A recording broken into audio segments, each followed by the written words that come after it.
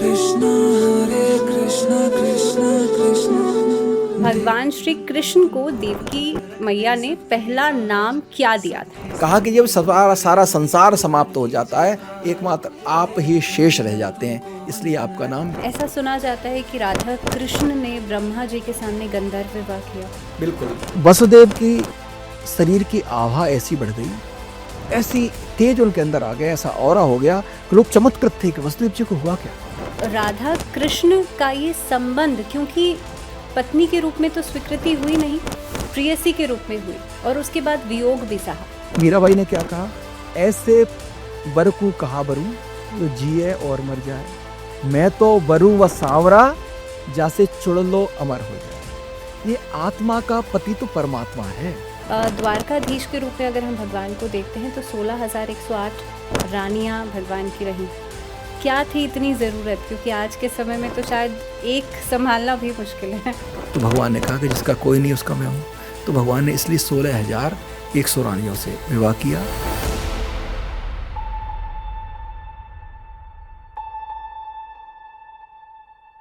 नमस्कार, बहुत स्वागत है आप सभी का TOI मंत्रा में। मैं हूँ आपके साथ भावना शर्मा। अब से कुछ ही समय बाद पूरा देश बाल गोपाल के स्वागत में झूमेगा। जी हाँ, भगवान श्री कृष्ण का जीवन जितना ज्यादा रहस्यमय है उतना ही ज्यादा रोचक भी है, जो खुद सर्वव्यापी हो, सर्वेश्वर हो और 16 कलाओं में पारंगत हो। उनका परिचय कोई कैसे दे सकता है? भगवान श्री कृष्ण के बारे में आज हम बात करेंगे उनके पूरे जीवन काल की। चाहे बात हो अर्धरात्रि में उस कालकोठरी की जहां उनका जन्म हुआ था, या फिर बात हो वृंदावन की जहां भगवान श्री कृष्ण ने लीलाएं रचाई थी, या फिर बात उस प्रेमी की हो जिन्होंने राधा संग रास किया था, या फिर द्वारकाधीश में एक राजा के रूप में पूरा राज्य संभाला था। हम भगवान श्री कृष्ण के बारे में आज सिर्फ जन्माष्टमी को लेकर के ही बात नहीं करेंगे, बल्कि उनके पूरे जीवन काल के बारे में बात होगी। और इसी विषय पर, इसी खूबसूरत से विषय पर चर्चा करने के लिए हमारे साथ आज स्टूडियो में एक बहुत ही खास मेहमान मौजूद हैं। सनातन स्कॉलर हैं कन्हैया लाल उपाध्याय जी। सर, बहुत स्वागत है आपका कार्यक्रम में। और सबसे पहले, क्योंकि आज हम जन्माष्टमी की तरफ बढ़ रहे हैं, तो राधे राधे। राधे राधे, जय श्री कृष्ण। जय श्री कृष्ण। तो सबसे पहले कन्हैया जी, मेरा पहला सवाल, क्योंकि यहाँ पर हम बाल गोपाल के जन्मोत्सव की तरफ आगे बढ़ रहे हैं, उनका जन्मदिन बस आने ही वाला है। मेरा पहला सवाल, अभी कुछ कंट्रोवर्सी भी हुई थी, अनिरुद्ध आचार्य से पूछा गया था, अखिलेश यादव जी ने पूछा था उनसे कि भगवान श्री कृष्ण को देवकी मैया ने पहला नाम क्या दिया था, किस नाम से बुलाया था। सब पूरा देश ये जानने के लिए उत्सुक है कि वो पहला नाम क्या था जो देवकी मैया ने भगवान श्री कृष्ण को संबोधित किया था, जिस नाम से। अष्टमी तिथि, भादों का महीना, भाद्रपद, रोहिणी नक्षत्र, बुधवार का दिन, निशीत काल, जिस काल में योगी लोग जागते रहते हैं। रात्रि के विषय में कहता है, जिस रात्रि में लोग सोते हैं उस रात्रि को योगी लोग जागते हैं। इसलिए भगवान को क्या कहा गया है? योगेश्वर कृष्ण। योगेश्वर, योगियों के राजा है ना। तो इन्होंने तो इसी समय को चुनना था जो रात्रि भोग विलास की होती है, जो रात्रि लोगों के लिए आनंद के लिए होती है, व्यसन के लिए होती है, वही रात्रि योगियों के लिए योग साधना की होती है। तो भगवान ने उसी रात्रि को चुना। निशीत काल है, भगवान का जन्म होता है। बड़ा सुंदर वर्णन है श्रीमद् भागवत में। उस समय सारी ऋतुएं, जो ऋतु थी उस समय, भाद्रपद का महीना, इस समय सारे पेड़ पौधे लहलहाने लगते हैं, सुंदर वातावरण हो जाए, हर कुछ हरा हरा दिखाई देने लग जाता है। क्योंकि बारिश ने सबको धुल दिया, सारा पॉल्यूशन खत्म है, सब कुछ नया नया, सब कुछ अच्छा अच्छा दिखता है। तो भाद्रपद का महीना, नदियां बिल्कुल साफ थी। अभी भी हो जाती हैं। अब देखिए बाढ़ आती है, सारा कूड़ा कचरा निकल जाता है, नदियां बिल्कुल साफ हो जाती हैं। तो सब तरफ वातावरण बिल्कुल साफ, सब आनंदित, और सबके मन में अजीब सी प्रसन्नता थी, अजीब सी प्रसन्नता। कभी हमको लगता है ना, बहुत खुश होते हैं, अकारण खुश होते हैं, कोई रीजन नहीं है, लेकिन अंदर से हमें प्रसन्नता हो रही है। कभी हमें लगता है हम बहुत दुखी हैं, सब कुछ अच्छा अच्छा है, लेकिन हम दुखी हैं, है ना। इसके पीछे कुछ ना कुछ प्रकृति का एक संदेश होता है। अगर हम प्रसन्न हैं तो सोचिए प्रकृति कुछ अच्छा करवाने वाली है, कुछ अच्छा होने वाला है। तो ऐसी स्थिति सब तरफ हो रही है। भगवान का जन्म होता है रात्रि के 12 बजे। भगवान के जन्म से पूर्व वसुदेव के शरीर में भगवान ने प्रवेश किया, ऐसा शास्त्र कहते हैं। वसुदेव की शरीर की आभा ऐसी बढ़ गई, ऐसी तेज उनके अंदर आ गया, ऐसा ऑरा हो गया कि लोग चमत्कृत थे कि वसुदेव जी को हुआ क्या। वसुदेव जी के माध्यम से गर्भाधान हुआ देवकी के अंदर। अब जो स्थिति वसुदेव की थी वो स्थिति हो गई माता देवकी की। बिल्कुल इनको देख करके हर आदमी मोहित हो जाए, हर आदमी की मन सम्मानित दृष्टि से उन्हें देखने लग जाए, ऐसी स्थिति माता देवकी की। अब भगवान कृष्ण का जन्म होता है तो सारे देवता आ गए, तो देवताओं ने आकर के भगवान की स्तुति की, हे प्रभु आप गर्भ में आए हैं, आप सत्य स्वरूप हैं, तो भगवान की स्तुति की। अब भगवान का देवता अपने अपने स्थानों को प्रस्थान किया, तो भगवान के जैसे ही प्रभु का जन्म होता है, अब देवती ने देखा रहे ये कैसा बालक, चतुर्भुजधारी है, गले में सोने का सुंदर हार, उसमें मणि कौस्तुभ मणि है, इनके तो सुंदर सुंदर कपोल हैं, सुंदर सुंदर घुंघराले केश, नवजात शिशु के कहाँ बाल होते हैं, है ना, बड़े लंबे लंबे बाल, क्योंकि भगवान है। आपका प्रश्न का हम उत्तर पर आएंगे कि ये भगवान क्यों है। भगवान क्यों? देखिए चार भुजाधारी भगवान, सुंदर सलवाना रूप, और ऐसा रूप जो कभी देखा नहीं गया, जो कभी सुना नहीं है, ऐसा रंग जो किसी ने देखा नहीं हो।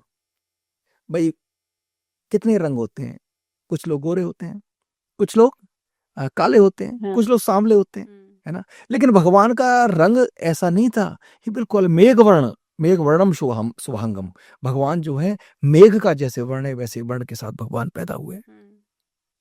माता ने देखा, माता चमत्कृत रह गई। पहले वसुदेव ने माता की इनकी भगवान कृष्ण की स्तुति की, इनको नारायण रूप में उन्होंने देखा तो इनकी स्तुति की। अब माता देवकी इनको देख करके आनंदित होती है, प्रमुदित हो रही है कि मेरे घर तो स्वयं भगवान पधारे हैं। अब पहले नाम से किससे संबोधित किया उस प्रश्न पर आते हैं जी।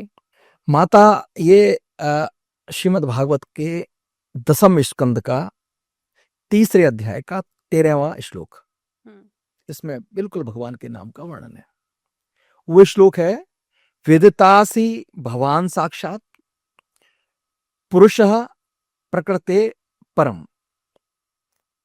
विदितासी भगवान साक्षात, तो सबसे पहला जो माता ने नाम दिया भगवान को, बोला पुरुष, पुरुषोत्तम, कि प्रभु आप पुरुषोत्तम हैं। तो पहला माँ ने नाम दिया वो था पुरुषोत्तम। दूसरा नाम जो माँ ने दिया, सत्वम साक्षात विष्णुर आध्यात्म दीप, दूसरा नाम उनको विष्णु का। पहला नाम पुरुषोत्तम, दूसरा नाम विष्णु, और तीसरा नाम भगवान को दिया, वो दिया शेष। माँ कहती है कि भवाने का शिष्यते शेषा संज्ञा, कहा कि जब सारा संसार समाप्त हो जाता है एकमात्र आप ही शेष रह जाते हैं, इसलिए आपका नाम शेष है, तीसरा नाम। और चौथा नाम माँ ने दिया मधुसूदन। तो 4 नाम माँ देवकी ने दिए, ऐसा श्रीमद् भागवत में वर्णित है। उसके बाद भगवान के नामकरण जो हुआ भगवान का, देखिए हमारे यहाँ 16 संस्कार होते हैं, जात कर्म से लेकर के, और पुंसवन जात कर्म, इनसे लेकर के और अपना अंतिम संस्कार तक 16 संस्कार होते हैं। उनमें संस्कार होता है नामकरण संस्कार। तो नामकरण संस्कार पे ही किसी बालक को नाम दिया जाता है, ठीक है। तो नाम अगर हम असली नाम भगवान का माने तो उस नाम के विषय में चर्चा करेंगे जब भगवान का नामकरण की लीला पर हम पहुंचेंगे। जी बिल्कुल, और बहुत ही खूबसूरत तरीके से आचार्य जी आपने समझाया, और मुझे लगता है ये बातें हमने सुनी और समझी जो शायद लोग इतना इन डेप्थ नहीं जा पाते हैं। मेरा अगला सवाल, क्योंकि उस सवाल का जवाब अभी बचा हुआ है, भगवान श्री कृष्ण क्या भगवान है? वाह, हालांकि हम इतने सारे नामों से जब भगवान श्री कृष्ण को संबोधित करते हैं, विष्णु भगवान का 8वां अवतार हैं, सर्वेश्वर हैं, योगेश्वर हैं, और सर्व 16 कलाओं में पारंगत भी हैं, लेकिन फिर भी क्योंकि कृष्ण की लीलाओं की वजह से ही शायद लोग इन्हें अलग अलग रूप में सुनते हैं, समझते हैं, या कुछ लोग समझ ही नहीं पाते क्योंकि बहुत रहस्यमयी है। इसीलिए ये सवाल उठता है कि क्या भगवान श्री कृष्ण भगवान है? पहले तो हम समझें कि भगवान शब्द का अर्थ क्या होता है। प्रश्न की गहराई में जाएंगे तभी उत्तर हमें जी। सही मिल पाएगा कि भगवान क्या अर्थ होता है। देखिए, भग का अर्थ है गुण, कुछ विशेष गुणों का समूह है, उसको हम कहते हैं भग। जिसके पास ये गुण होते हैं उसको हम भगवान कहते हैं।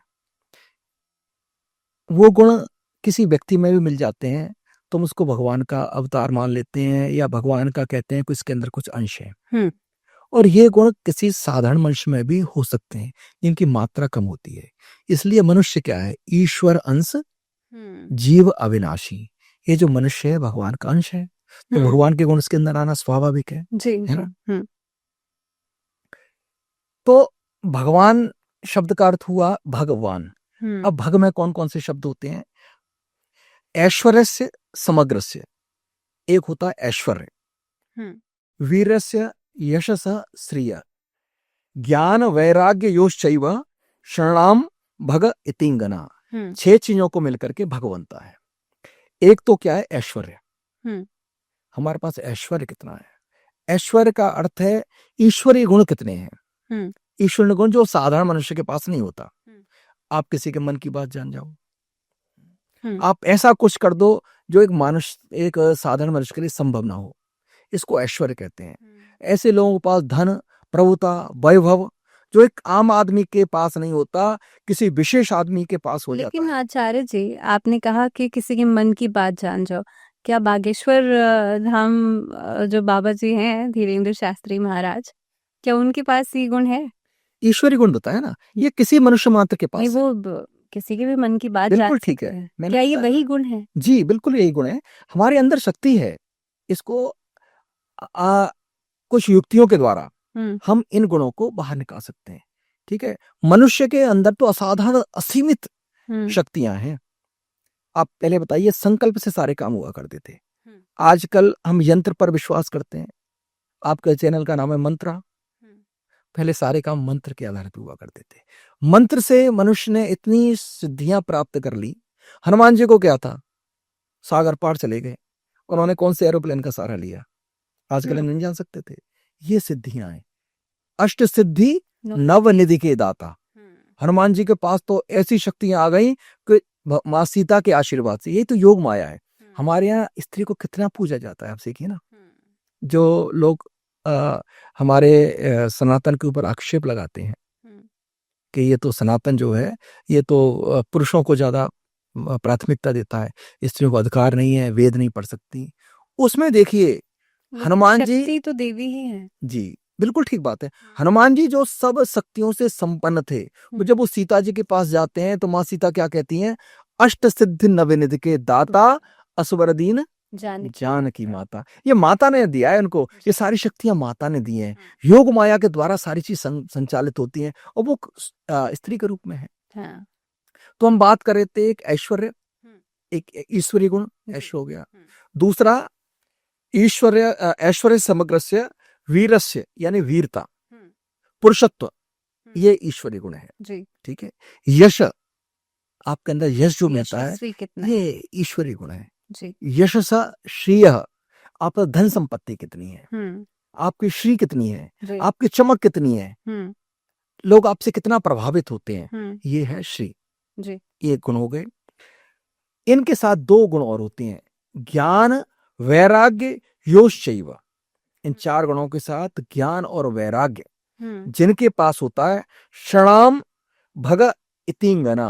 ये 6 गुण जिसके पास होते हैं और इनका अपार भंडार होता है, उसको हम कहते हैं भगवान। अब आप देखिए, भगवान कृष्ण की बात करें, भगवान कृष्ण का ऐश्वर्य, ऐसा ऐश्वर्य किसी का है? द्वारकाधीश के रूप में उनका ऐश्वर्य, तो जिनको जगन्नाथ कहते हैं जी। जग के नाथ। तो जग के नाथ एक साधारण से इंसानों के पास अगर पैसा आ जाए तो उनकी कितनी श्री और ऐश्वर्य बढ़ जाता है। और भगवान इसलिए भगवान है कि वो जग के नाथ हैं। जग के नाथ, ये आपका जो यूनिवर्स है इस सब के मालिक वो हैं। और यही नहीं, रोम रोम प्रतिराज हैं कोटि कोटि ब्रह्मांड, जिनके एक एक रोमकूप में करोड़ों ब्रह्मांड हैं, ऐसे भगवान। वो कृष्ण के चरित्र में आपको देखने को मिलेगा, जो हम बात करेंगे आगे कृष्ण कथा की। जी। पहला हुआ कौन सा? ऐश्वर्य। ऐश्वर्य। दूसरा क्या? ऐश्वर्य समग्रस्य वीरस्य, वीरता कितनी। भगवान कृष्ण के समय में एक हमने पॉडकास्ट किया था, उसमें ये बिल्कुल हमने ये स्थापित किया था। उस समय के 3 महाबलियों में भगवान श्री कृष्ण एक थे। बर्बरीक वाला जो था, एक भगवान श्री कृष्ण, दूसरे अर्जुन और तीसरे बर्बरीक। तो भगवान के बराबर कोई वीर नहीं था उस समय पे। तो वीरता भगवान में कितनी थी? इस वीर्य का एक अर्थ हो रहा है संतति उत्पादन की क्षमता, इसको बात करते हैं। आप देखिए भगवान की 16,108 रानियां, और ये वर्णित है कि हर रानी को 10 पुत्र और 1 पुत्री। अब कितने आप काउंट कर लीजिए, भगवान के कितने पुत्र पुत्री हो गए। तो ये भगवान का वीर है, ये भगवान की वीरता है। ऐश्वर्य से समग्रस्य वीरस्य यशस श्रिय, यश भगवान का कितना है ना। जिनका यश को गाने को तो हम कीर्तन कहते हैं जी। और कलयुग का क्या गुण है? कीर्तन। कलौ केशव कीर्तना। कलयुग में जो आदमी कीर्तन करता है उसकी मुक्ति हो जाती है, उसको सब कुछ मिल जाता है, वो सब दिखाई दे रहा है जी। बहुत सारे ऐसे संप्रदाय हैं जो सिर्फ कीर्तन करते हैं। हाँ। जिसका नाम लेना चाहूंगा इस्कॉन, है ना। बहुत ज्यादा आप देखा जाता है। हाँ। कितने अनुयायी हैं, करोड़ों की संख्या में अनुयायी हैं। और उन्होंने किसको पकड़ा? एकमात्र भगवान के यशगान को, भगवान के कीर्तन को। जिनका कीर्तन इतना ज्यादा फलदायी है, ये तो हम आज देख रहे हैं, अभी देख रहे हैं, किसी प्रमाण की आवश्यकता नहीं है। और क्या उनको भगवान नहीं कहना चाहिए? वो भगवान है। यशसा श्रिया, भगवान का श्री कितना है। सुदामा को क्या से क्या बना दिया। जो रंग को राजा बनाने की क्षमता रखते हैं, तो क्या वो भगवान नहीं होंगे? अच्छा, ये गुण तो आपको थोड़े बहुत कहीं ना कहीं मिल जाएंगे, किसी में अंश मात्र में गुण मिल जाएंगे। लेकिन ज्ञान और वैराग्य, ज्ञान, कितना ज्ञान भगवान श्री कृष्ण ने दिया है इस संसार को। भगवान ने गीता दे दी, और गीता कहां दी? युद्ध के क्षेत्र में, जहां 2 सेनाएं आमने सामने खड़ी हैं, एक विश्व युद्ध की तैयारी हो रही है। एक व्यक्ति उस क्षण अपने ज्ञान का प्रदर्शन आपको करे, और ऐसा ज्ञान जो अर्जुन को विवश कर दे गांडीव उठाने के लिए। तो इससे बड़ा तो ज्ञानी कोई नहीं हो सकता। और गीता, भगवत गीता, मुझे लगता है कि आज के जमाने में एक लाइफस्टाइल है, और कोई ऐसा जवाब नहीं है जो भगवत गीता में ना मिले। देखिए भावना जी, सत्य की परिभाषा ये है जिसका रिलेवेंस पीछे भी रह चुका है, जिसका रिलेवेंस आज भी है, जिसका कल भी रहे, यही सत्य है। जो अपरिवर्तित तथ्य है उसको हम सत्य कहते हैं। गीता जितनी 5,000 साल पूर्व जितनी उसकी महत्ता थी जी, उतनी आज है, उतनी आगे रहेगी। ये अब अपरिवर्तनीय सत्य है। सत्य का नाम ही तो भगवान है, तभी तो सत्य नारायण कहते हैं, भगवान को सत्यनारायण कहते हैं। तो ये भगवान की ज्ञान कितना जी। और वैराग्य देखिए, वैराग्य भगवान कहीं बंद कर रहे। जन्म कहाँ लिया? मथुरा में। लालन पालन का हुआ गोकुल में। जन्म लेते ही माता पिता को छोड़ दिया, वैराग्य। जिनके बीच में बचपन बीता उनको छोड़ दिया, वैराग्य। मथुरा में ये यहाँ पे मैं आपको रोकूंगी क्योंकि ये मेरा सवाल भी है, और मैं बहुत देर से इंतजार कर रही थी कि मैं ये सवाल आपसे पूछूंगी। क्योंकि भगवान श्री कृष्ण का जीवन काल जो रहा है, अनंत प्रेम तो दिया हर किसी को, लेकिन उसी तरह से छोड़ भी दिया, उसी तरह से वियोग भी सहा उन लोगों के लिए जिनसे वो अनंत प्रेम करते थे। तो पूरे जीवन काल में चाहे उनके माता पिता हों, उसके बाद जिन्होंने पालन पोषण किया वो हों, उनके सखा हों, या राधा हो खुद, और उसके बाद द्वारकाधीश के रूप में भी। तो ये वियोग की जो एक जर्नी रही, ये क्यों रही? देखिए, ये भगवान श्री कृष्ण ने हमको सिखाया कि आपका एक कर्तव्य है, वही आपका धर्म है। अपना कर्तव्य पालन ही धर्म है। अपना कर्तव्य पालन में कौशल हासिल करना ही योग है ना। भगवान ने भक्ति योग, कर्म योग इन योगों का योग, हाँ। है ना, बताया ना। हम्म। तो योग कर्मशु कौशलः, योग का अर्थ कोई प्राणायाम करना नहीं होता। योग का अर्थ है जो काम आप कर रहे हैं उसको कितना बेहतर आप कर सकते हैं। आप अपना काम कितना अच्छे से कर पा रहे हैं, मैं अपना काम कितने अच्छे से कर पा रहा हूँ, ये मेरा योग है। अगर मैं इस कार्य को ही करता जाऊं, भगवान इसी कार्य से प्रसन्न होकर के मुझे मोक्ष दे सकते हैं। मुझे कोई और कार्य करने की आवश्यकता नहीं है। ये हमारे शास्त्रों में वर्णित है। ऐसे कई ऐसे उदाहरण हैं। हमने अपने कर्म को करके ही और अपने महानता हासिल करी, है ना। तो भगवान ने यही सिखाया, हमें बंधना नहीं है, हमें इन बंधनों में नहीं बंधना, हमें अपने इमोशंस के साथ इतना ज्यादा अटैच नहीं होना कि हम अपने कर्तव्य को भूल जाएं। तो भगवान ने यही दिखाया। तो ये भगवान के वैराग्य की पराकाष्ठा है, जो आपने स्वयं कहा भी इस बात को, कहीं बंधे नहीं, वियोग हासिल किया, अपनी प्रेयसी राधा रानी तक को छोड़ दिया, नंद बाबा को छोड़ दिया, सबको छोड़ दिया, यहाँ तो अपना घर तक छोड़ दिया, है ना। मथुरा को छोड़ के द्वारका चले गए। तो भगवान कहीं बंद कर रहे, कहीं बंद करने, अपने आप को बाउंड्रीज में उन्होंने नहीं बांधा। और ये मैसेज है गीता का, भगवत गीता का, कि डिटैचमेंट के ऊपर हम आज इतनी बातचीत करते हैं और हमें लगता है कि बहुत इंटेलेक्चुअल लोग हैं हम, जो हम डिटैचमेंट पे बात करते हैं। लेकिन भगवान श्री कृष्ण ने तो 5000 साल पहले वो मैसेज डिटैचमेंट के ऊपर दिया है। तो मुझे लगता है कि ये समझना जितना इन डेप्थ में जरूरी है, उतना ही महसूस करना भी जरूरी है। बिल्कुल। तो जब तक अटैचमेंट से आप दूर नहीं होंगे, आप डिटैच कैसे हो सकते हैं, है ना। अपने सारे अटैचमेंट आपको छोड़ने पड़ेंगे ना। इसी को तुम कहते हैं वैराग्य। ये भगवान के 6 गुण भगवान श्री कृष्ण में कूट कूट कर भरे हुए हैं। इसका अपार भंडार है। तो जिसके अंदर अपार भंडार है उसको हम क्या कहेंगे? भगवान कहेंगे। यहाँ तक की बात तो हमने कर ली। हमने कहीं ना कहीं पे शुरुआत कृष्ण लीला की तो शुरू कर दी है भगवान के जन्म के साथ। लेकिन भगवान श्री कृष्ण का जन्म जहाँ पे हुआ मथुरा में, उसके बाद भगवान आ गए गोकुल में। अब गोकुल में क्योंकि मुझे लगता है आचार्य जी, भगवान ने जितनी लीलाएं करी वो शायद सब जानते हैं हमारे दर्शक, लेकिन उन लीलाओं के पीछे का सिग्निफिकेंस, क्योंकि भगवान श्री कृष्ण ने चाहे गोवर्धन पर्वत उठाया हो, सिग्निफिकेंस था, चाहे रासलीला की हो, सिग्निफिकेंस था।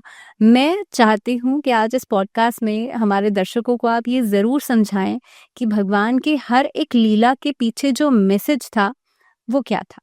तो गोकुल में जब नंद बाबा के घर में भगवान आए, उसके बाद का जो समय उन्होंने वहां बिताया, क्या सिग्निफिकेंस था कि बस उसी समय तक, उतने ही समय तक वो वहां रहे, उसके बाद वो वृंदावन चले गए। तो गोकुल में जो समय बिताया उसका क्या सिग्निफिकेंस था? देखिए, एक तुलसीदास जी ने बड़ी सुंदर चौपाई कही है कि राम जन्म के हे तो अनेका, परम विचित्र एक ते एका। ये जो भगवान का जन्म है वो कई कारणों को पूरा करने के लिए आता है।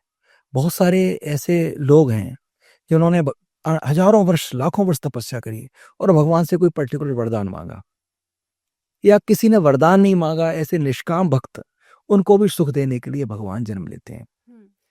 किसी कंस को मारने के लिए भगवान का जन्म नहीं होता, किसी रावण को मारने के लिए भगवान का जन्म नहीं होता, क्योंकि भगवान के विषय में कहते हैं भ्रकुटी विलास सृष्टि लय हुई।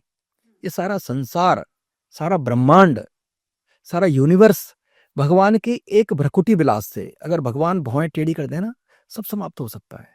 तो जो इतना सक्षम है उसको जन्म लेने के लिए आवश्यक है कि इन सब चीजों को, किसी राक्षस को मारने के लिए भगवान को जन्म लेना पड़े जी। लेकिन भगवान का जन्म बहुत सारे उद्देश्यों के लिए होता है। एक उद्देश्य था भगवान का कि भगवान इस संसार में प्रेम दिखाना चाहते थे कि सबसे जो आदरणीय, सबसे ग्रहणीय, सबसे ज्यादा जो हमारा अभीष्ट है वो प्रेम प्राप्ति होता है। भगवान को, या कहिए किसी कार्य को करने के लिए 2 फैक्टर होते हैं, तीसरा कोई फैक्टर दुनिया में नहीं हुआ। किसी कार्य के लिए जो उत्प्रेरक का काम करते हैं, कैटलिस्टिक का काम करता है, वो 2 कारण होते हैं। एक तो होता है भय, भगवान को हम भय से मानते हैं, ऐसा नहीं किया तो ये हो जाएगा, ऐसा नहीं किया तो ये हो जाएगा, ये नहीं किया तो ये हो जाएगा। हम भय में जीते रहते हैं, ये नहीं करोगे भगवान हमें नरक में डाल देंगे। तो नरक का भय हमारे जीवन में रहता है, अनिष्ट का भय हमारे जीवन में रहता है, इसलिए भगवान को मानते हैं।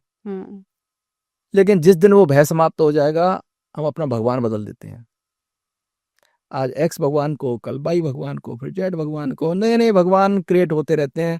हम नए नए भगवान मानते रहते हैं। जी। जो भय समाप्त तो भगवान समाप्त। दूसरा एक जो फैक्टर है वो है प्रेम। हम भगवान से प्रेम करें, प्रेम कभी समाप्त नहीं होता। एक माता पिता अपने बच्चों से प्रेम करते हैं, उसके पीछे उनका कोई स्वार्थ नहीं होता। होगा तो थोड़ा वो सूक्ष्म स्वार्थ कि मेरे बुढ़ापे में मेरे को मेरी सेवा करेगा, लेकिन वृद्धाश्रम में रहने वालों का आप इंटरव्यू करें, आप लोग तो इसे ही आपको कार्य है, आप लोग जाते भी होंगे, आपने देखा होगा। आप किसी माता पिता का इंटरव्यू करके देखेंगे तो एक ही जवाब मिलेगा, नहीं नहीं उनकी ये मजबूरियां थी, मेरा बच्चा बहुत अच्छा है, मेरा बेटा बहुत अच्छा है, मेरी बेटी बहुत अच्छी है, उसने मुझसे कुछ नहीं कहा। कि वो प्रेम है, निस्वार्थ प्रेम है। माता पिता का प्रेम निस्वार्थ होता है, तो प्रेम कभी समाप्त होने वाला नहीं है। कैसी भी कंडीशन आ जाए, माता पिता का प्रेम, यही भगवान को जगत पिता कहते हैं, उनका भी प्रेम कैसे समाप्त होगा। तो भगवान ने इस प्रेम को प्रतिस्थापित करने के लिए, इस प्रेम का महत्व बताने के लिए ये ब्रज की लीला करी।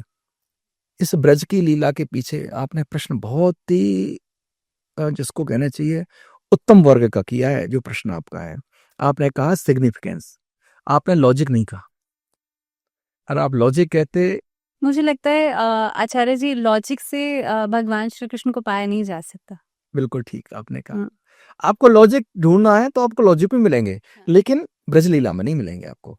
ये आपको भगवान की द्वारका लीला में लॉजिक मिल सकता है, आपको भगवान की मथुरा लीला में लॉजिक मिल सकता है, लेकिन ब्रज की लीला तो प्रेम की लीला है। तो यदि हम प्रेम के पीछे लॉजिक ढूंढेंगे तो वो प्रेम नहीं है, वो तो एक सौदेबाजी है ना। अगर कोई प्रेम में शर्त है ना, कोई शर्त होती नहीं प्यार में, एक गाना है ना, फिल्मी गाना। तो प्रेम में अगर शर्त है तो फिर प्रेम तो है ही नहीं। वो कहते हैं प्यार अंधा होता है, प्यार अंधा होता है, प्रेम को देखता नहीं, लॉजिक ही नहीं है। बिना लॉजिक के तो कृष्ण की जो ब्रज की लीला है वो प्रेम की माधुर्य की लीला है। यहाँ भगवान ने माधुर्य दिखाया, ऐसे ऐसे बड़े बड़े कार्य किए भगवान ने, ब्रजवासियों को भुला दिया कि ये तो कन्हैया ने किया ही नहीं, ये तो भगवान का आशीर्वाद है, संतों की कृपा है, ये तो बुजुर्गों का आशीर्वाद है। तो ये ब्रज की लीला है। आचार्य जी, हम बाल लीलाओं की बात कर रहे हैं। भगवान श्री कृष्ण के बचपन से लेके बाल अवस्था तक उन्होंने अलग अलग लीलाएं की। कहीं ग्वाल बालों के साथ, कहीं वहां की गायों के साथ, माताओं के साथ। मैं चाहूंगी आप थोड़ा सा इस पर भी प्रकाश डालें कि क्या सिग्निफिकेंस था। माखन चोर उन्हें कहा जाता था, माखन चुराने का क्या रेलेवेंस था। भगवान की बाल लीलाएं, जब भगवान का नाम आता है बाल कृष्ण, तो उनकी बाल लीलाओं से हमें जोड़ देता है कि भगवान का बड़ा प्रिय नाम है बाल कृष्ण। बाल कृष्ण के आपने देखा होगा, लोग विशेष भगवान की पूजा करते हैं जो बाल कृष्ण होते हैं। छोटे से लड्डू गोपाल, उनके हाथ में एक लड्डू है और उसको घुटनों बैठे हुए छोटे से बालक के रूप में, इनको भगवान की एक ऐसी छवि है जो भक्तों के मन में बसी हुई है, और उनको उसी प्रकार से स्थापित करके लोग अपने घरों में पूजा करते हैं। तो भगवान की बाल कृष्ण की लीला कितनी मधुर है, इसकी हम थोड़ी चर्चा करें। भगवान आ गए रात्रि में, अभी हम बात कर रहे थे कि रात्रि में कंस के कारागार में भगवान का जन्म होता है जी। जन्म होता है तो भगवान की लीला से वो सारे जो थे पहरेदार वगैरह सब सो गए और हथकड़ी बेड़ी जो थी वो खुल गई। आकाशवाणी होती है, ये जो बच्चा पैदा हुआ है इसको लेकर के आप गोकुल चले जाइए। वसुदेव जी ने भगवान श्री कृष्ण को गोकुल पहुंचाया, ये सबको कथा पता है ना। अब देवी पुराण में ये आता है कि भगवान कृष्ण जब गोकुल पहुंचते हैं तो स्वयं योग माया एक दो रूप में आई। एक तो एक रूप में जिस बच्ची ने जन्म लिया योग माया के रूप में, और दूसरे एक दासी के रूप में भी आती है। उसने उस बच्ची को उठाया और वसुदेव जी को दिया और उस भगवान श्री कृष्ण को यशोदा के साथ सुला दिया जी। वसुदेव जी दोबारा जाते हैं, सबको कथा पता है कि दोबारा से हथकड़ी बेड़ी लग जाती है। कंस आता है और उस बच्ची को मारने का प्रयास करता है। बच्ची आकाश में चली जाती है और कहती है, अरे दुष्ट तू मुझे क्या मारेगा जी, तेरा मारने वाला तो कहीं पैदा हो गया जी। अब कंस ने जब ये सुना तो इसको बड़ा पश्चाताप हुआ कि देवताओं ने मेरे साथ छल किया है। वसुदेव और देवकी को कारागार से मुक्त कर दिया, इनसे बहुत क्षमा मांगी और कहा कि आपकी गलती नहीं है, ये तो आपके प्रारब्ध से ऐसा हुआ है, उन बच्चों के प्रारब्ध से ऐसा हुआ है, आप मुझे क्षमा करो। बस देव देवकी अपने स्थान को चले जाते हैं और मुक्त हो जाते हैं कारागार से। अब क्योंकि ये कथा इसलिए हम जोड़ना चाहते हैं कि अब जब तक राक्षस नहीं होंगे, भगवान की कथा आगे नहीं बढ़ी होगी। जब तक रावण नहीं होगा तब तक राम नहीं है, जब तक कंस नहीं है तब तक कृष्ण नहीं है। तो इन सब नेगेटिव चीजों को भी साथ लेके चलना पड़ेगा। भगवान का सुबह सुबह जैसे गोकुल में पहुंचते हैं, रात्रि का समय था, सुबह देखा कि नंद के लाला हुआ है, तो सारा ब्रज नाचे लग गया। नंद के आनंद भयो जय कन्हैया लाल की, नंद के आनंद भयो जय कन्हैया लाल की। कहते हैं एक क्षण में पूरे ब्रज में हल्ला मच गया कि नंद के लाला हुआ है जी। एक क्षण में, और सारे लोग दौड़े दौड़े आ रहे हैं नंद भवन की ओर जी। और नंद बाबा इतना लुटा रहे हैं कि जो आए जो हाथ में आ रहा है सब देते जा वो रहे भी है ना, हाथी दीना घोड़ा दीना और दीनी पाल की नंद घर आनंद भयो जी। जय कन्हैया लाल की। हाथी घोड़े सब बांटे चले जा रहे हैं जी। और इतना तक दिया नंद समय इतनो जो दियो न रही छछिया बचिया न पिछोरी। अच्छा। जो नंद के पास कहते हैं 9 लाख गायें थी, वो गाय तो दान करी थी, उनकी जो बछिया थी वो सब दे दी। अच्छा। न रही बछिया छछिया, जिसके पास इतना दूध हुआ करता था, घर में छाछ भी नहीं बची। नहीं रही बछिया छछिया न पिछोरी, कहते कपड़े को, एक कपड़ा छोटा सा कपड़ा टावल जिसको कहते हैं बांधने के लिए, वो भी नहीं घर में। सब के सब नंदन बाबा ने सब लुटा दिया, इतना प्रसन्न था। इसलिए आज भी गोकुल में धूम मचती है और लोग लुटाते हैं, सब गाते हैं नंद घर आनंद भयो जय कन्हैया लाल की, बोलो नंद के लाला की जय। एक और बात ध्यान देने वाली है, नंद के क्या भयो? नंद के लाला नहीं भयो, नंद के आनंद भयो। क्यों? भगवान का स्वरूप क्या है? सच्चिदानंद रूपा है। विश्वोत्पत्त्यात् हेतवे तापत्रय विनाशाय श्री कृष्णाय वयम नमः। तो ये आनंद पैदा हुआ है, आनंद परिलक्षित होता है उनकी लीलाओं में। भगवान छोटे से बड़े हुए तो भगवान बाल लीला करने लगे। एक स्थान पर आता है कि ठाकुर जी ने और माखन की चोरी करी। ये माखन की चोरी क्या है? माखन की चोरी ये है कि एक बहाना था। आप किसी के घर में जाओगे, कोई रीजन से तो जाओगे, कोई बुलाएगा तो जाओगे, या अपना कोई काम होगा तो जाओगे। भगवान को तो सबको प्रेम देना था ना, भगवान ने तो सबके लिए अवतार लिया है। ये सारे लोग देवता हैं, ये सारे लोग ऋषि हैं, ये सारे जितनी भी कन्याएं हैं जो ब्रज में, जितनी गोपियां हैं, ये तो पूर्व जन्म की बड़ी बड़ी तपस्वी लोग हैं, इन्होंने ब्रज में जन्म लिया है। ये तो भगवान के साथ आनंद लेना चाहते हैं। अब किसी घर में आप कैसे जाओगे? तो भगवान ने तरीका चुना कि भाई मैं तो चोरी करने जाऊंगा। अब चोरी करने के लिए परमिशन लेनी पड़ती है, चोरी करने के छिप के जाना पड़ता है। ना अपनी माँ को बताएंगे, ना अपने बाप को बताएंगे, ना किसी परमिशन लेंगे, और भगवान ने घर घर में जाना शुरू किया। अब 2 कारण हो गए, भगवान अगर पकड़े गए तो आनंद है ही, नहीं तो जिसके यहाँ चोरी की है उस दिन भगवान के दर्शन तो नहीं किए उसने। अब वो ब्रजगोपी एक बहाने से जा रही है कि मैं नंद के भवन में जाऊंगी और उल्हाना लेके जाऊंगी, तेरे लाला ने मेरे यहाँ चोरी करी है। अरे मैया समझाती क्यों नहीं है? कृष्ण के दर्शन की ये एक योजना है, कृष्ण से मिलने का एक बहाना है। ये ब्रजरज की चोरी है, ब्रजरस की चोरी है, ये माखन की चोरी रस की चोरी है। और रस क्या है? रसो वैसा, रस तो भगवान है ना, तो भगवान ये रस पैदा करते हैं जी। तो इस प्रकार से ये सारी लीलाएं जो है भगवान की। अब छठवें दिन पूतना आ जाती है। पूतना जो थी, ये इसका कार्य था जो बच्चे पैदा हुए उनको मारना।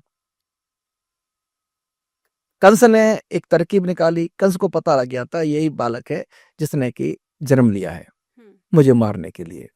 नारद जी द्वारा प्रेरित कंस अपने एक एक करके राक्षस को भेजता रहा। कभी पूतना को मारा, कभी अघासुर को, बकासुर को, धेनुकासुर को, शकटासुर को। भगवान ने इन सबको समाप्त करते रहे। अब नंद बाबा को ये लगा कि ये जो बालक है इसके ऊपर इतनी सारी विपत्ति आ रही है ना, और तो हमें इस स्थान को परिवर्तन कर देना चाहिए, है ना। एक बड़ी सुंदर लीला आती है, उसको हम जरूर स्पर्श करना चाहेंगे। भगवान ने मिट्टी खाई, ब्रज रज खाई। आजकल तो आप बच्चों को मिट्टी नहीं खिलाओगे क्यों? आज मिट्टी की क्वालिटी खराब हो गई, है ना। आज अगर आप मिट्टी को खाते हैं, मुंह से भी लगाते हैं, तो संक्रमण के चांसेस हैं, पेट खराब हो सकता है, कृमि हो सकती हैं, वॉर्म्स चले चले जाएंगे पेट के अंदर। लेकिन उस समय जो ब्रजरेज थी बड़ी शुद्ध थी। तो भगवान का जन्म प्रकृति को शुद्ध करने के लिए हुआ। उन्होंने कहा ये मिट्टी इतनी शुद्ध होनी चाहिए इसको खाया जा सके, है ना। ये वायु इतनी शुद्ध होनी चाहिए, इसके लिए किसी आपको और मास्क लगाने की या किसी और कंसंट्रेटर लेने की जरूरत नहीं। तो भगवान पर्यावरण को स्वस्थ रखना चाहते हैं, ये सारी लीला भगवान ने करी। वहीं भगवान ने कालिय नाग को ना था, है ना, कालिय दमन किया। वो क्या था, ये जल को हम दूषित होने से बचाएं। जो इतना मलासुर जल में जा रहा है, सारे सीवरेज का पानी कोई ट्रीटेड अनट्रीटेड पहुंच जाता है, ये हमारे जल को दूषित कर रहा है, हम स्वयं जल को दूषित कर रहे हैं। और कालिया मर्दन से एक और मैसेज भी मुझे लगता है कि अभिमान के ऊपर उसके फन पे चढ़ के उन्होंने कहीं ना कहीं पे उसको, बिल्कुल ठीक कहते हैं आप। अभिमान भगवान का भोजन अभिमान है। किसी ने प्रश्न किया, एक हमारे शंकराचार्य जी से प्रश्न किया था किसी ने, कि हम जो भगवान को भोग लगाते हैं तो क्या भगवान खाते हैं? तो शंकराचार्य जी ने बड़ा सुंदर जवाब दिया था। पूरी शंकराचार्य जी की मैं बात कर रहा हूँ। तो उनसे कहा कि ये भगवान क्या खाते हैं? तो उन्होंने कहा कि जब आप बाजार में जाते हो, आप रसगुल्ला लेकर के आए, तो आपसे किसी ने पूछा ये पैकेट किसका है? उसने कहा मेरा है। क्या है इसके अंदर? रसगुल्ले हैं, है ना। ये आपके रसगुल्ले? हाँ जी मेरे रसगुल्ले हैं। अब आपने भगवान को अर्पित कर दिया, भोग लगा दिया, भोग लगाया। फिर आपसे पूछा ये क्या है? उसने कहा ये भगवान का प्रसाद है। उन्होंने मेरे रसगुल्ले नहीं कहा, क्या कहा? प्रसाद, ये भगवान का प्रसाद है। तो भगवान ने क्या खाया? भगवान ने आपका मैं खा लिया। आपने कहा ये मेरा, जहां जहां मेरा शब्द आ रहा था ना, वो भगवान ने खा लिया। जो मेरे रसगुल्ले थे परिवर्तित हो गए भगवान के प्रसाद में। तो भगवान आपका अहम खाते हैं जी। एक सज्जन ने ये सुन करके मुझसे पूछा, ये कन्हैया जी ये बात तो ठीक है कि लोग जिनके अंदर अहम है भगवान का अहम खाते हैं, लेकिन जिनके अंदर अहम नहीं है वो भगवान को कुछ भोग लगाए तो भगवान क्या खाते हैं? मैंने कहा उनका भगवान भोग खाते हैं। उनका तो स्वयं शबरी के वीर भगवान ने खाए, गोपियों का माखन भगवान ने खाया। तो ये जो अभी भी देखिए भगवान को किसी भक्त ने, कर्माबाई ने खिचड़ी भोग लगाई, भगवान ने खिचड़ी खा ली। तो जिनके अंदर अहम नहीं होता उनकी वस्तुओं को भगवान स्वयं स्वीकार करते हैं। तो ये जो काली मर्दन की जो लीला है, अहम का नाश है। जहां जहां अहम आया भगवान ने उनके अहम को नाश किया, उनको अपना भगवान बनाया। लेकिन आचार्य जी, भगवान श्री कृष्ण ने, आपने कहा, प्रकृति के लिए कई सारे संदेश दिए और उन्हीं संदेशों में से एक गोवर्धन पर्वत उठाना भी था। और कहीं ना कहीं पे भगवान श्री कृष्ण ने यही कहा था ना कि भाई मेरी पूजा या इंद्र की पूजा नहीं बल्कि गोवर्धन पर्वत की पूजा की जानी चाहिए। क्या वो कथा थी और क्या रेलेवेंस है इसका? भावना जी, भगवान ने गोकुल में कुछ लीलाएं करी, उसके पश्चात एक ऐसा समय आया जब भगवान को गोकुल छोड़ना पड़ा। उन्होंने यमुना के उस पार वृंदावन है, क्योंकि यहाँ बाढ़ काफी आया करती थी और कंस के लोग इधर आइसोलेटेड एरिया है जहाँ आज भी आप जाएं गोकुल में कि ब्रज से दूसरी पार का एरिया है, यमुना के उस पार का एरिया है। तो भगवान यमुना के इस पार आ गए। वो बड़ा सुंदर स्थान है, इसको कहते हैं वृंदावन, जहाँ बांके बिहारी के रूप में भगवान स्थापित ही है। जी। तो भगवान बांके बिहारी को हरिदास महाराज ने, संगीत सम्राट हरिदास जी ने भगवान को प्रकट किया, जिनके हम दर्शन आप कहते हैं जी। जो 3 स्थान से टेढ़े हैं, उनको टेढ़े कह करके, टेढ़े ठाकुर कह के हम ब्रजवासी लोग उनको छेड़ते भी हैं। उनका आराध्य भी हमारे हैं, हमारे प्राण हैं। और उनके अंदर ऐसा आकर्षण है, कोई एक बार दर्शन करता है तो बार बार वो खींचते हैं, बुलाते हैं जी। तो उस वृंदावन में ही गोवर्धन है माना जाता है, वो क्षेत्र गोवर्धन का है जी। तो यहाँ पर एक समय आया दीपावली से पहले ब्रजवासी लोग इंद्र की पूजा किया करते थे। इंद्र की पूजा की तैयारी हो रही थी। नंद बाबा से पूछा कि ये इतना बाल क्यों बनना है? उसने कहा भगवान इंद्र की पूजा करना चाहते हैं। उन्होंने किसकी पूजा? इंद्र की पूजा। इंद्र कौन है? पर्जन्यो भगवान इंद्र। उन्होंने कहा भगवान इंद्र। अब हमें एक संदेश है, हमने बहुत सारे डमी गॉड बना रखे हैं। हम किसी को भी भगवान मानना शुरू करते हैं, किसी के पास थोड़ी सी इन 6 गुणों में से किसी के अंदर थोड़े से गुण दिखने लग जाएं, हम उसको भगवान मान लेते हैं। लेकिन भगवान ये नहीं है, हमको समझना है। तो भगवान ने ये दिखाने के लिए ये डमी गॉड है भाई। ये इंद्र का काम क्या है? ये जो सारा हो रहा है प्रकृति के अनुसार हो रहा है। उन्होंने कहा कि भगवान ये जो इंद्र भगवान है, क्योंकि ये जल बरसाता है। उन्होंने कहा इंद्र जल बरसाने वाला कौन होता है? ये तो स्वतंत्र क्रियाएं हैं। समुद्र से वाष्पीकरण होता है, एवोपरेशन होता है और कंडेंसेशन हो जाता है और पानी इकट्ठा होता है, बरस जाता है। इसमें इंद्र कहाँ से किसमें नेचर है वो तो। है जी? ये तो नेचर है, ये तो प्रकृति का काम है। तुम प्रकृति की पूजा करो ना, बीच के लोगों की पूजा क्यों करते हो जी? अगर इंद्र को कोई कार्य संभाल भी दिया तो बीच का मीडिएटर है, वो प्रकृति नहीं है। अल्टीमेट तो प्रकृति है। भगवान ने यही दिखाने के लिए एक प्रकृति की पूजा करिए। आप पहाड़ों की पूजा करिए, आप वृक्षों की पूजा करिए, ये नेचर है। इस प्रकृति की पूजा करिए। इसीलिए भगवान ने असली भगवान से हमें परिचित कराया, वो है गोवर्धन नाथ जी। बोले गिरिराज महाराज की जय, गोवर्धन नाथ की जय। और भगवान ने देखिए, हम ये 2 शब्द मैंने बोले, इन 2 शब्दों में आपको अंतर लगा? किसी एक के बारे में बात की, 2 के बारे में बात की? हमने एक ही के बारे में बात की। हमने 2 के बारे में बात की। हमें कहा गिरिराज महाराज। महाराज, गिरिराज महाराज तो वही हैं। कौन? भगवान श्री गोवर्धन है, जो गायों की वृद्धि करते हैं। लेकिन गोवर्धन नाथ कौन है? वो भगवान श्री कृष्ण है। कृष्ण है। तो श्रीमद् भागवत में वर्णित है, गिरिराज जी को कहा गया है हरिदास वर्य। ये भगवान के हरिदासों में, भगवान के दासों में श्रेष्ठ हैं। लेकिन भगवान ने स्वयं का रूप देखकर इनको पुजाया। तो ब्रज में कहते हैं, एक रूप से पुज रहे हो, एक से रहे हो पुजाए, सहस भुजा फैलाए के और मांग मांग के खाए। उन्होंने ब्रजवासियों को बताया है कि आप अन्याश्रय मत करो, किसी और को मत पूछो। क्यों कहा भगवान ने? भगवान ने कहा कि भैया ये तो आजकल वो क्या कहते हैं, promo, it was a promo only. आपको इस पॉडकास्ट को भी दिखाएंगे, इसका प्रोमो दिखाएंगे। तो भगवान का ये प्रोमो था। भगवान ने कहा मुझे तो गीता सुनानी है। जब गीता में कहूंगा कि सर्वधर्मानि परित्यज्य मामेकम शरणं व्रज, हम सर्व पापेभ्यो मोक्षयामि मा शुचः। तो भगवान जब इस बात को कहने वाले हैं, उन्होंने कहा कि चैरिटी बिगिंस एट होम।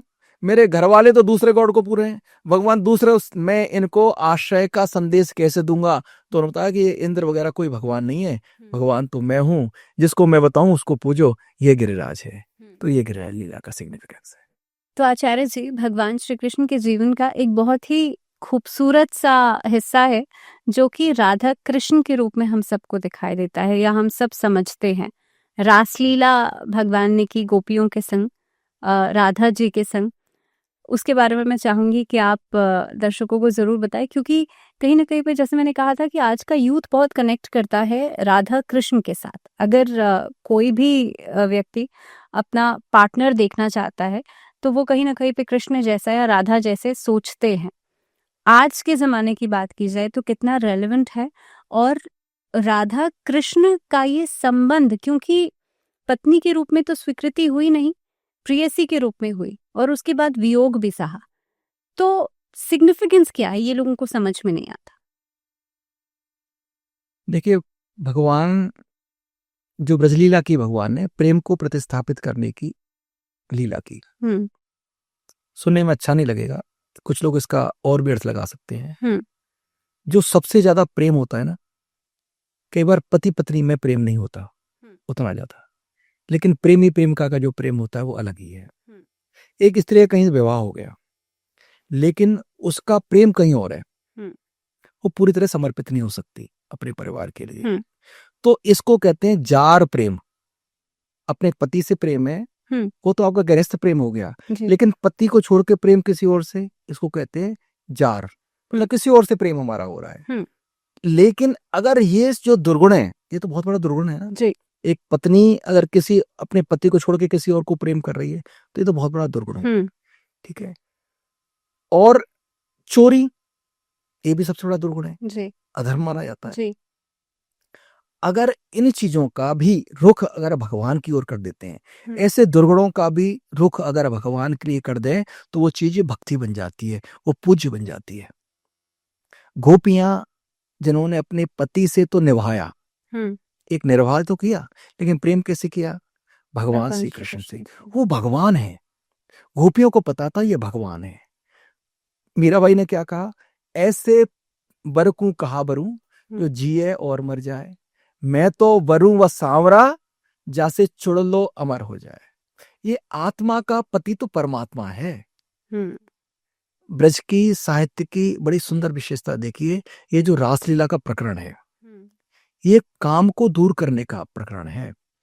अच्छा। हाँ, इसके फलश्रुति ये है कि जो मनुष्य इसको सही मन से अगर रासलीला का प्रसंग सुनेगा, उसके मन से काम वासना समाप्त हो जाएगी।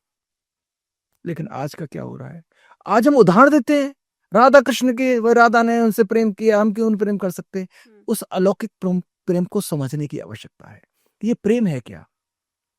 काम गोपिरामाणम प्रेममिति मन्यते। जहां काम शब्द का प्रयोग है वो गोपियों का विशुद्ध प्रेम है।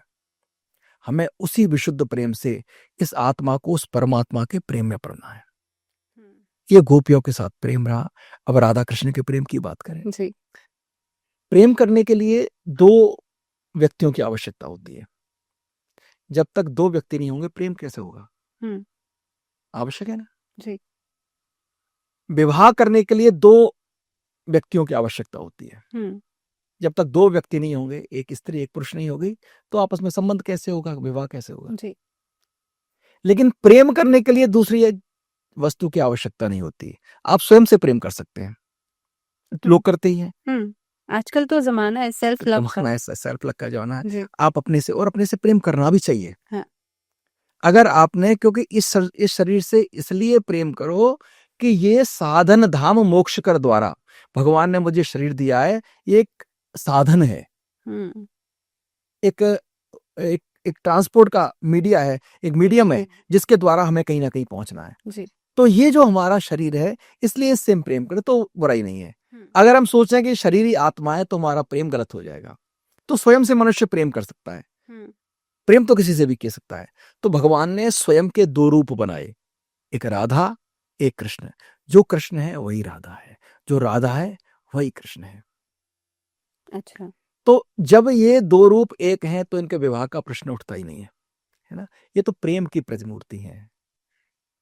और इसका उदाहरण और इसका स्थापित करने के लिए बड़ा सुंदर सा एक पद है, परस्पर दो चकोर दो चंदा, है ना। एक चांद होता है, चांद को क्या मालूम, चांद को चाहे कोई चकोर, एक गाना है हम गाते हैं। एक चांद है और एक चकोर है, तो उसमें पता लग गया है कि प्रेमास्पद कौन है, प्रेमी कौन है, प्रेम करने वाला कौन है और किससे प्रेम किया जा रहा है। अब ऐसा उल्टा तो नहीं है, चंद्रमा तो चकोर से प्रेम नहीं करता, है ना। लेकिन यहां पर क्या है, परस्पर दो चकोर दो चंदा। राधा का प्रेम कृष्ण के प्रति है या कृष्ण का प्रेम राधा के प्रति है, आज तक पता ही नहीं लगा। ये प्रेम की पराकाष्ठा है। प्रेम का एक सूत्र है भाव। श्री राधा रानी महाभाव हैं। इसके बाद कोई डिग्री बचती नहीं है प्रेम की। ये संपूर्ण प्रेम का लक्षण है राधा कृष्ण का प्रेम। लेकिन आचार्य जी, कई जगह ऐसा वर्णित है, या मैं आपसे जानना चाहूंगी, ऐसा सुना जाता है कि राधा कृष्ण ने ब्रह्मा जी के सामने गंधर्व विवाह किया था। बिल्कुल, ब्रह्म वैवर्त पुराण में ये वर्णित है। और भांडेर वन में ब्रह्मा जी ने आकर के राधा कृष्ण का विवाह करवाया। एक्चुअली हम ये मानते हैं कि सर्वोच्च सत्ता भगवान श्री कृष्ण है। कृष्णस्तु भगवान स्वयं। स्वर्ग, अपवर्ग, वैकुंठ, साकेत, इन सब से ऊपर एक स्थान है, इसको कहते हैं गौलोक। वहां भगवान श्री राधा और कृष्ण, इन दोनों की परस्पर लीला चलती रहती है। हमेशा ये वहां विराजमान रहते हैं। इन्होंने ही पृथ्वी पर आकर के ये सारी लीलाएं करी। तो आचार्य जी, हमने बाल लीलाओं की बात कर ली, रास लीला की बात भी हो गई, लेकिन अब सवाल ये उठता है कि जब भगवान श्री कृष्ण संदेश दे ही रहे थे, रासलीला कर ही रहे थे, तो वियोग क्यों? भगवान श्री कृष्ण वृंदावन को छोड़ करके, ब्रिज को छोड़ करके द्वारका कैसे पहुंच गए? भगवान कृष्ण ब्रज में रहे। अब ब्रज में रहे तो मैंने बताया ना कि भगवान का जो जन्म होता है अनेक अनेक कारणों से हुआ है। अब देवकी वसुदेव, वो तो उनके माता पिता थे, उनके प्रति उनका कर्तव्य था, है ना। इधर ये नंद जसोदा जो थे कि ये पिछले जन्म में द्रोण और धरा नाम के दो तपस्वी दंपति था। इन्होंने भगवान की तपस्या की तो भगवान से एक वरदान मांगा कि आप मेरे आंगन में खेलो। हम्म, भगवान तो भगवान ही है ना, वो शब्दों को पकड़ लेते हैं। जी इसलिए भगवान से मांगने में बड़ा सोचना चाहिए हम मांग क्या रहे हैं। जी। भगवान से ये वरदान ये था कि मेरे आंगन में खेलो, ये थोड़ी कहा था कि मेरे आंगन में जिंदगी भर रहो। जब तक बचपन था भगवान उनके आंगन में खेले, अब भगवान दूसरे को प्रसन्न करने की चलती है। तो कंस ने अक्रूर को भेज करके और राम बलराम को बुलाया। उसने कहा कि बार बार मेरे को राक्षस भेजने पड़ते हैं, ये सबको मार देता है, तो ऐसा करो इसको यहीं बुला लेते हैं, हमारे यहाँ जो दोगा यहीं इसको बच्चों को समाप्त कर देंगे, दोनों बच्चों को। तो इसने अक्रूर जो इनके भगवान कृष्ण के चाचा थे, इनको भेज करके इस बहाने से बुला लिया कि भाई हमारे यहाँ एक मेला लग रहा है, धनुष यज्ञ हो रहा है, इस मेले में आओ और इन बच्चों को हमारे स्पेशल गेस्ट करके हमको बुला रहे हैं। अच्छा। हाँ, अक्रूर को पता थी ये वाली बात कि क्यों बुला रहा है, लेकिन राजधर्म था, राजधर्म निभाना था। प्लस वो जानते भी थे ये भगवान है। अक्रूर भगवान के बहुत बड़े भक्त थे, तो भगवान ने उनको परिचय भी दिया अपनी भगवत्ता का। राम बलराम ब्रजवासियों को ढाढ़स बताते हुए अपनी माताओं से कह करके, माँ मैं परसों तक आ जाऊंगा, मैं किसी काम से मेरे को बुलाया है तो मैं जाने दो। तो बड़े भरे मन से राधा ने, गोपियों ने, माँ यशोदा ने इस आशा पर भेज दिया कि परसों ही वापस आ जाएंगे। भगवान कृष्ण का स्वागत हुआ मथुरा में। और अब वो समय आ गया कि जब भगवान ने, संक्षेप में बात करते हैं, भगवान ने कंस को मार दिया। मल्ल युद्ध भगवान का हुआ, चाणूर, मुष्टिक, कुबलिया पेड़, इन सबको मार करके अंत में भगवान ने, कृष्ण ने और कंस को मार दिया। तो कंस का वध हो जाता है और भगवान ने उग्रसेन को वहां का राजा बना दिया। उग्रसेन को राजा बनाने के बाद जो कंस की जो पत्नी थी, 2 पत्नियां थी, वो जरासंध की पुत्रियां थी। वो अपने पिता के पास गईं। जरासंध ने 17 बार और ब्रज पर आक्रमण किया, मथुरा पर आक्रमण किया। भगवान को लगा ये दुष्ट बार बार हमें परेशान करता रहेगा, तो भगवान सारी रात में सारी मथुरा को लेकर के और द्वारका में चले गए। अच्छा। ये भगवान का स्वरूप है द्वारकाधीश का, तो भगवान द्वारका के राजा बने। तो आचार्य जी, द्वारकाधीश के रूप में अगर हम भगवान को देखते हैं तो 16,108 रानियां भगवान की रही। क्या थी इतनी जरूरत, क्योंकि आज के समय में तो शायद एक संभालना भी मुश्किल है। बिल्कुल ठीक है, ये प्रश्न लोगों के दिमाग में आता है और आपने बड़ा अच्छा किया प्रश्न पूछा।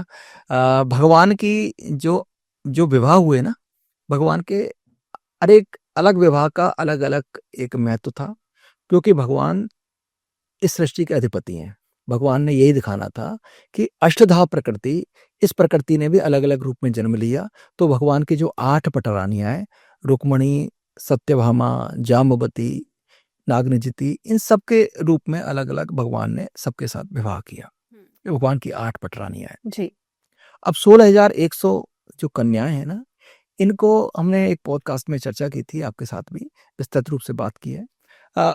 इनको एक राक्षस ने इनका हरण किया और ये चाहता था जो 20,000 हो जाएंगी तो इनके साथ विवाह कर दूंगा। इनकी आर्तनाद भगवान तक पहुंची, तो भगवान ने उस राक्षस को मारा। जब ये 16,100 कन्याएं थी, इनसे कहा, राजकन्याएं थी, इनसे कहा आप अपने अपने घर को जाइए। उन्होंने कहा महाराज हमें कौन स्वीकार करेगा, हम किसी राजा की कैद में रह करके आई हैं, हमारे चरित्र पर लोग लांछन लगाएंगे, हमको कोई स्वीकार नहीं करेगा।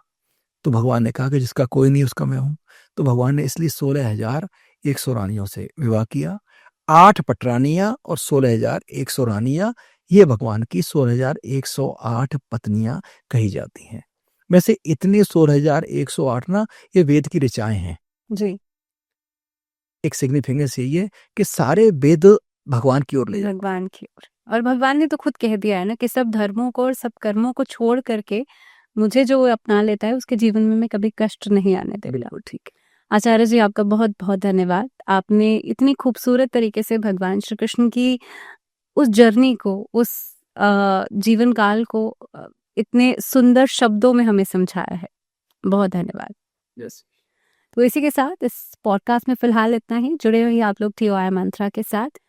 एक बार फिर से आप सबको जन्माष्टमी की, कृष्ण जन्मोत्सव की बहुत सारी शुभकामनाएं। नमस्कार।